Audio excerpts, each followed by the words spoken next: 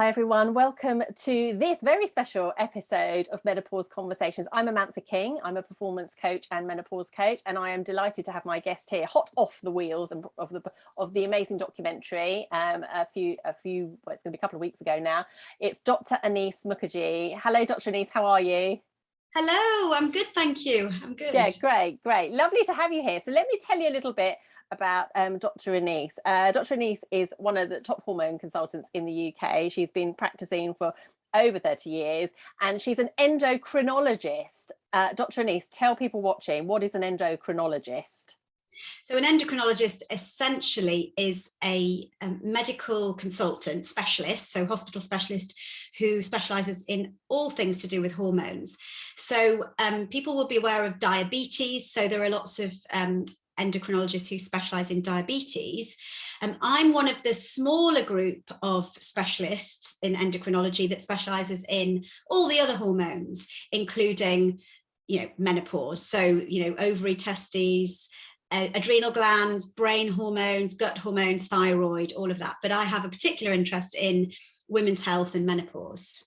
That's amazing. And obviously we've got your book. I've got your book, which is a fantastic book. And in that you talk about, obviously the fact that you yourself have been through the menopause transition at just 41, obviously with breast cancer as well. I mean, if you don't mind, just sort of telling people in terms of the context of, how that has impacted and sort of, I suppose, guided you in what you do now. Can you tell us a little bit about your experience? Yeah, so when I went through menopause, it was a deliberate menopause because of my breast cancer diagnosis. And I had at that time already been a specialist in, looking after women with menopause for many, many years. And so I kind of understood everything about what the symptoms would be, about what I could do to help my symptoms, how things would progress, that the symptoms would settle down. I didn't need to be terrified if I had brain fog. That didn't mean I was going to be, getting dementia straight away or anything like that. And, I knew how to manage weight because I'd obviously learned about, metabolism in my specializing in endocrinology. So I was very much in control of my menopause, probably less so the breast cancer side. So that was a bit tricky, but the menopause side, I was very much in control. And, I wanted to be in menopause because I had an estrogen driven cancer, which meant that, any estrogen in my body would give those cancer cells a chance to, stay alive rather than, fizzle out, which is the aim with the additional treatments I had. So I was in control, and my menopause experience, yes, I had the symptoms, but I was in control of everything all the time. And I really focused on all the things I could do for my long-term health, which I also knew would help reduce recurrence of breast cancer. So things like movement and exercise and nutrition and stress management and good sleep and social network and self-care, all of those things that are really important. And so my menopause experience was really positive. And so I'd looked after lots of women with difficult menopause symptoms, and I'd been able to help many women with HRT, and I'd been able to help many women who couldn't take HRT. I went through my own diagnosis, and then over the last, well, it's nearly 11 years since I had my menopause and breast cancer. Since then, I've continued to help many women who can have HRT, and some women who can't take it safely for various reasons or can't tolerate it. I see lots of women who want to take HRT, but when whatever preparation they try, they can't tolerate. And so I've continued to help women. And what I see is when they become empowered, when they understand what they're dealing with, and they can create their own solutions and have treatment support that helps with symptoms, it changes the narrative. It makes the whole menopause experience, yes, more empowering, more positive.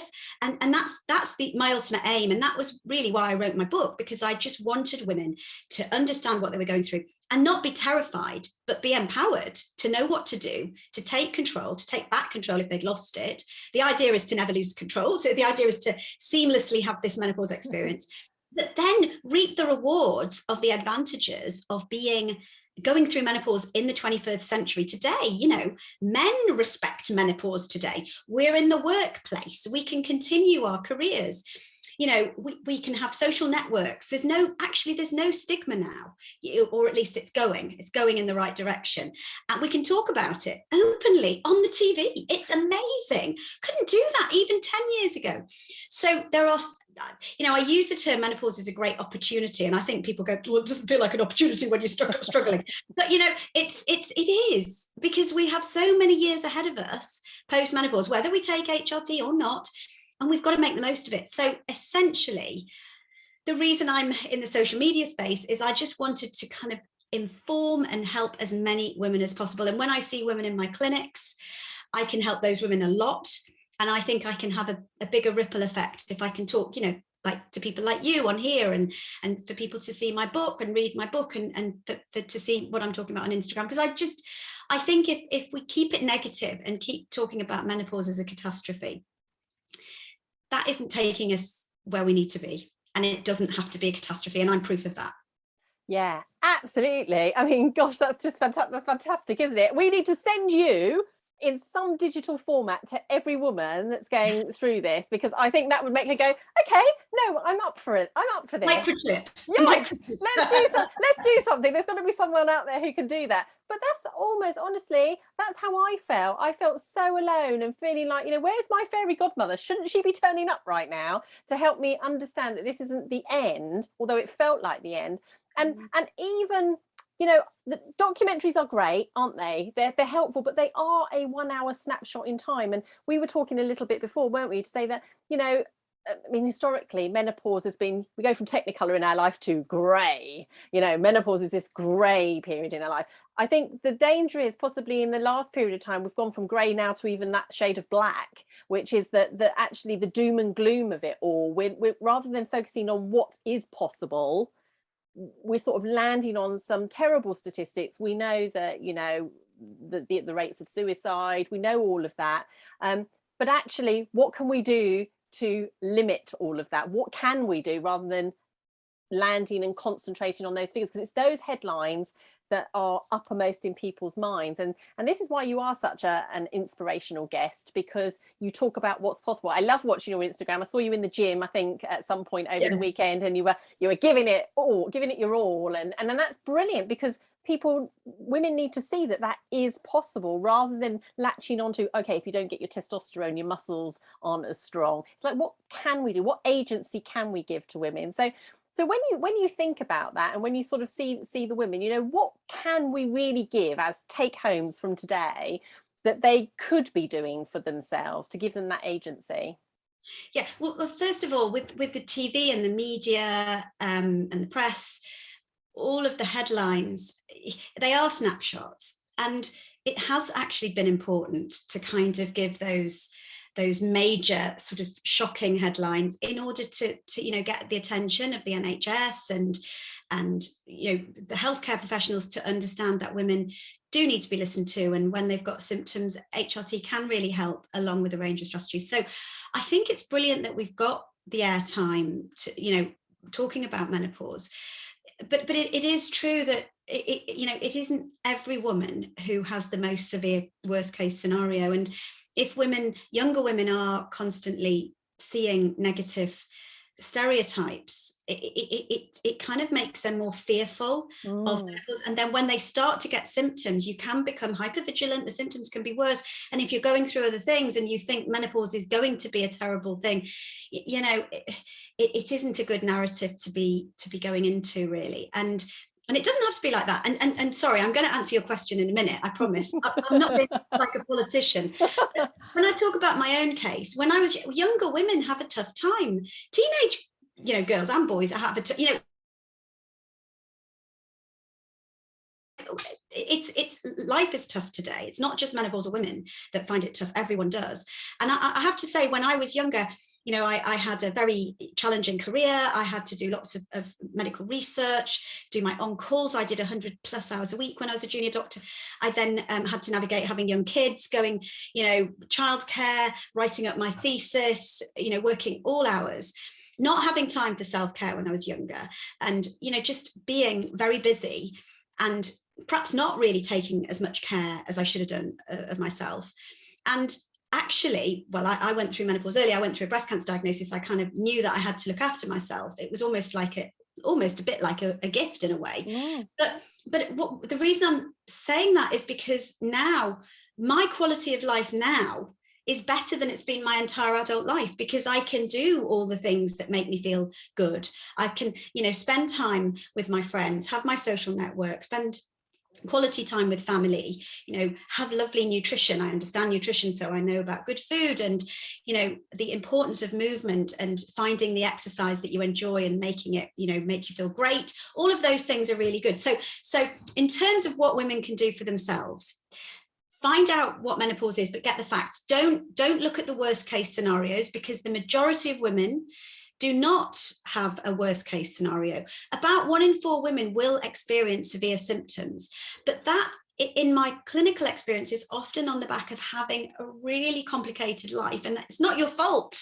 No one should feel guilty, and no one should be, make you feel bad if you're having bad menopausal symptoms. There are genetics that control how severe hot flushes are, for example. These things run in families. So some women will get severe symptoms. It may be because they've got other health issues. Their genes have just meant that they're getting more severe symptoms. I think often the symptoms that you've got already before you hit perimenopause can become worse during perimenopause. For example, if you've been a tired person your entire life with poor sleep, they may get worse during perimenopause. If you're generally an anxious person, or you've had depression or panic attacks, that might worsen during those hormone changes. It depends on your background. If you've been somebody who's struggled with weight or muscle aches and pains, you may find they are worse. So the sooner you know about the things you can do for yourself, the better. The sooner you understand what the symptoms are, you don't sort of worry about symptoms and not realize that they could be related to hormones. Most women in their certainly by their mid-40s, if they're getting symptoms, may well be a little bit related to hormone changes. It's not a catastrophe, but if you know what you're dealing with, you can then start to do, small changes, actions that help. So any movement is good. So start where you are and build up, and find things that you enjoy. So they're the key, because if you never swim and you decide that you're going to start swimming and you're going to swim 20 lengths a day every day, it's quite time consuming. You might not like it. If you don't like it, you're not going to persevere. So there's no point doing something full on and then stopping because you're not enjoying it, or doing some high intensity training and then injuring yourself because you've done it too quickly. So do something you enjoy and build up really gradually. So that's really important. With nutrition, it's always difficult. Again, that's a trigger for a lot of women. I'm going to cut out sugar, or I'm going to cut out meat and go vegan, or something like that. Actually, it's better to add in good things, and then you won't need as many of the things that we all know about, the ultra processed cakes, sweets, biscuits, things like that. Add in healthy foods. Try and build wonderful foods into your everyday meal plans. The high fiber, natural foods, vegetables, fruit, nuts, seeds, lentils, pulses, lean protein sources. And it's not a one size fits all. What people choose to be vegan. If you're vegan, you have to be careful, particularly in menopause, about your calcium intake, because some vegan, well, unless you're having things like tofu and dairy alternative milks, you can fall short on calcium, and the sort of not having red meat, for example, could put you low on B12, and those can impact on your menopause, because osteoporosis can be a result of long-term calcium deficiency and vitamin D deficiency, and along with lack of weight-bearing exercise and things like that. And B12 deficiency can cause the diet. Your nutritional intake is important. If you want to keep a neutral weight, try and steer clear of the very highly processed carbohydrates. But we all need carbohydrates. We all need protein for satiety. So nutrition is important. Movement is important. Stress management is important. As my son pointed out to me yesterday, because he's got big exams at the moment, at university, and he said, I've been a bit stressed. And I said, well, you know, stress isn't good, because he said he hadn't slept and he got a headache. And I said, stress is bad. He said, but a little bit of stress is good, Mum, because it helps motivate you. And it's true. Stress can be beneficial. Our ancestors survived sort of, you know, famine and war, which puts our body under stress. But women in midlife have chronic relentless stress, which is not good. That I talk in my book about. The term that's used from a neuroscience perspective is allostatic load. It's a burden of stress that builds and builds, and that's bad. And things like small amounts of stress management, everyday mindfulness, just going out for a walk and clearing your head, can make a huge difference to your stress load.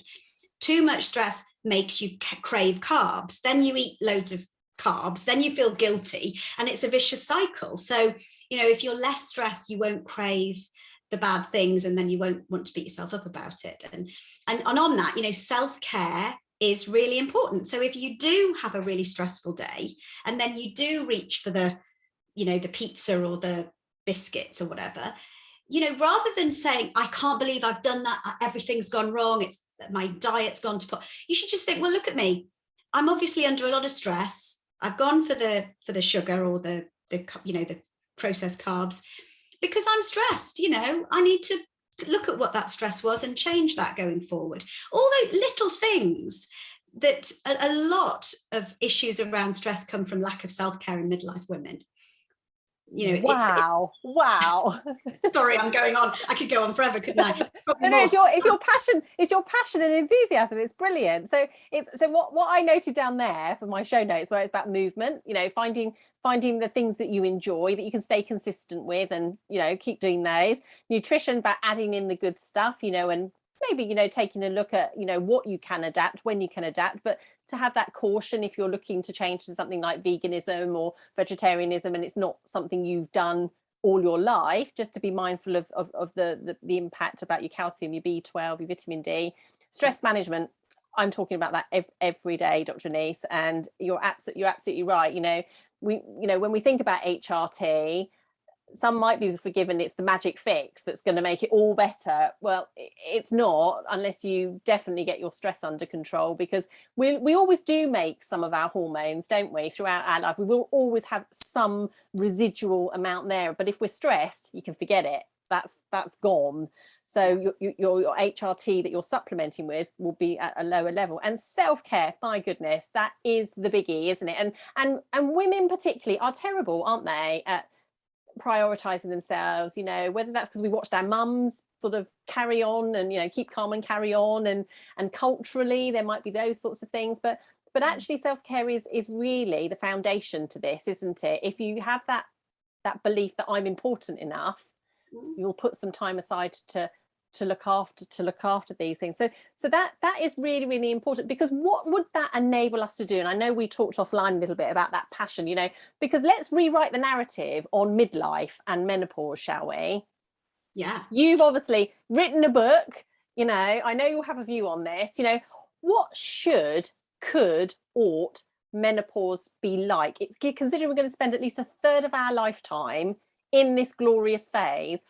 What are your aspirations for women in this time? Because you must have so many examples where people have done amazing things with it. I am, but I'm just going to go backwards one step before I go on to the answer to that. Okay. Self-care, a lot of women again just think, I haven't got time for self-care. It's not about me. I've got to look after my elderly mother, I've got to look after my teen kids or my young kids, or, you know, I've got my voluntary role, or I've got my challenging career. Self-care is, and when women say this to me in clinic, I say, look, self-care is important for many, many reasons, apart from the fact that we want to live amazing lives right the way through the rest of this third of our, you know, existence.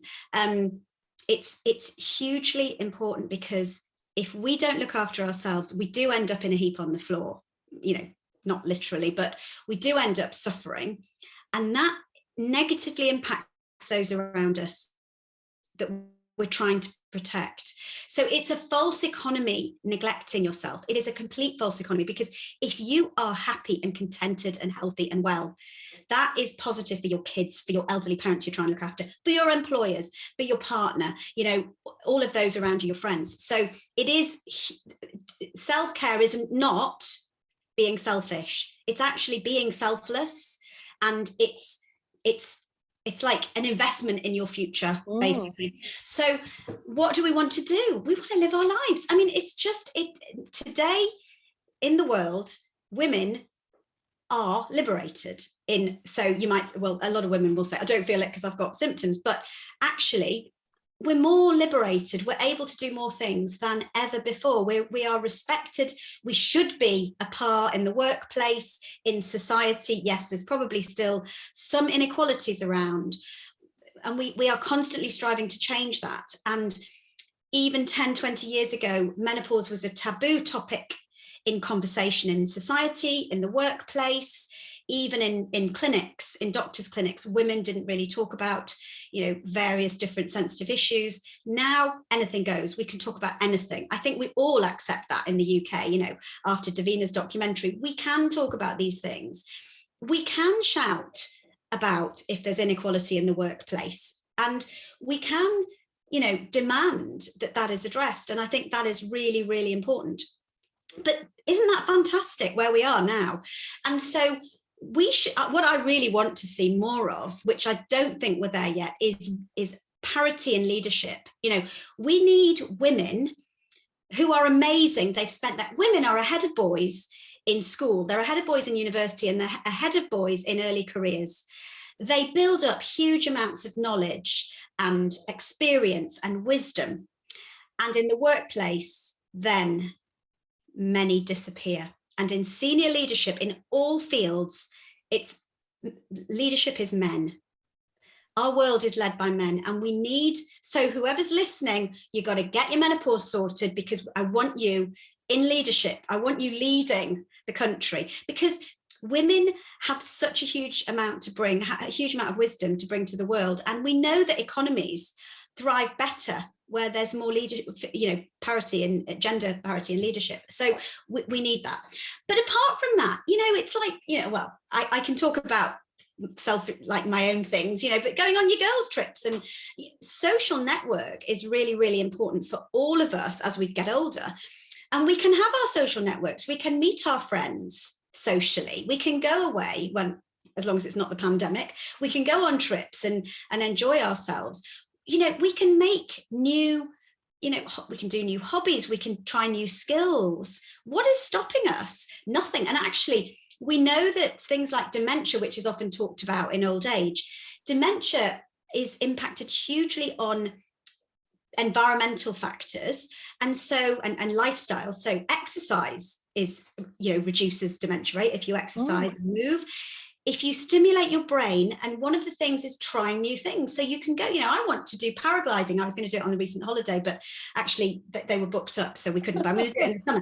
But why not? Try these new things. And, I've got some friends who want me to join a golf club, but I haven't got time at the moment. And I love my gym. I do all my gym stuff, and the time slots work for me, But doing new things, all of those things, and you can enjoy them probably often more than you can in young adulthood, because we're busy with careers and kids and other things when we're younger. So there are so many, and there is nothing that we shouldn't be able to do post menopause, is there? I mean, I'm trying to think. I don't feel that there's anything I've missed the boat on.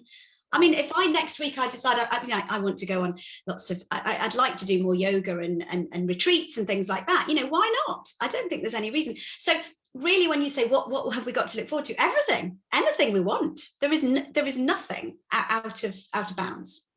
No, touche to that. Yeah, definitely. And I think you're right. I would hope, my daughter's 16. She'd like to be an A&E doctor, and I know already we're having conversations where she's as informed. She has to be, right, because she hears about it all the time. It's like, can we have a conversation other than a menopause one, please, because we talk about that all the time.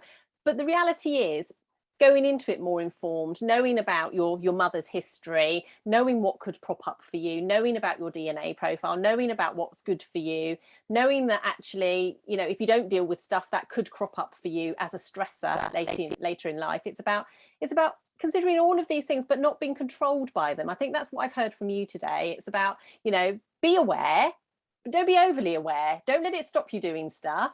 Surround yourself with the right people, surround yourself with the things that are good for you. And I would also add in, if there are things that aren't good for you, maybe it's time to move on from those things, because that's not helping either. But yeah, I think that's a really fantastic checklist. And yeah, you know, the world is your oyster. It really is.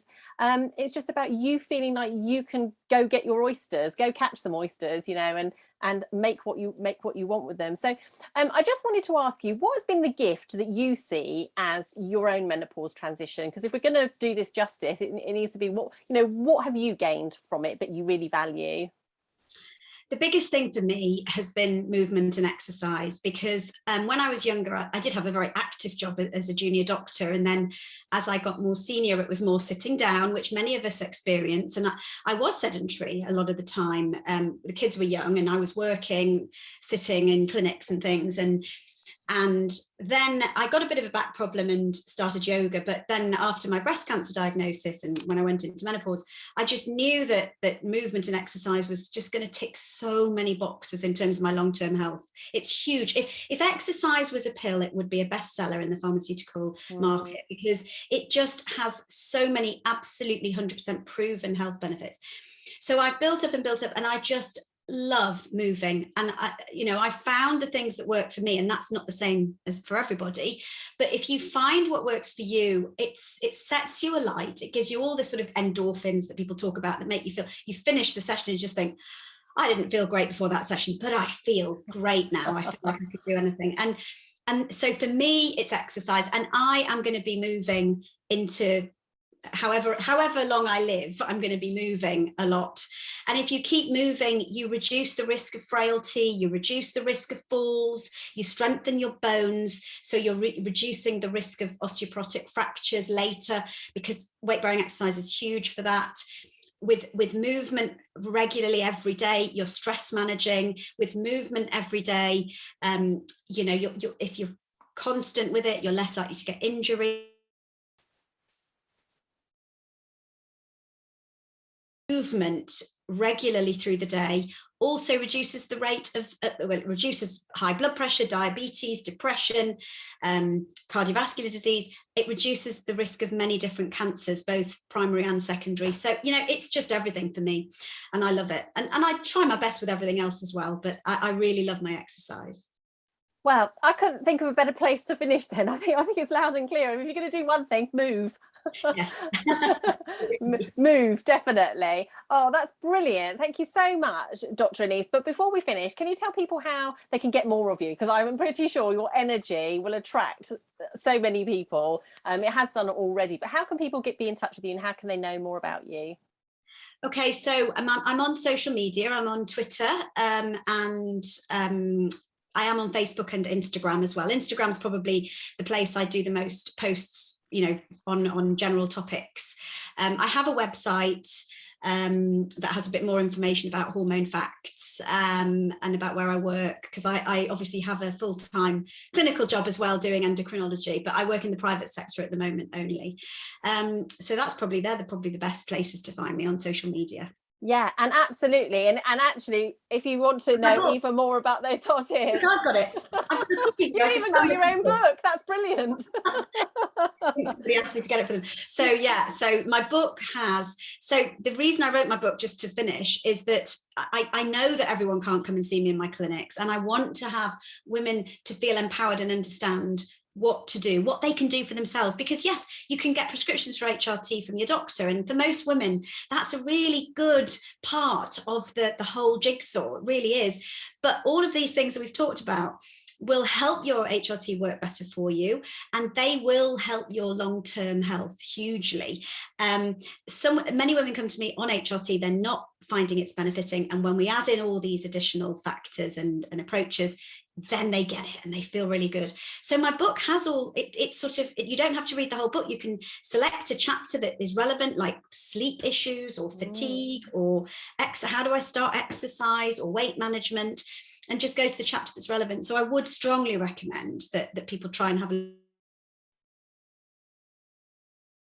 look through the last chapter, where I talk about what you'd asked me about, which is how do we make that second act really good, really, I talk about lifelong health. That's what you want. You don't want to have fun and then be ill for the end of your life. You want lifelong health, and that you have to look at a whole range of strategies.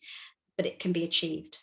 Yeah, that's lovely. And it is lifestyle, you know, this is not the thing that defines us. It's just another little, you know, along that lovely road that we're all going. It's just another little part, isn't it, with different views and different vistas. But for now, thank you so much, Dr. Annice. It's been brilliant. Thank you so much for sparing the time in your very busy schedule. And I'm sure people will be in touch with you. Oh, my pleasure. Nice to see you.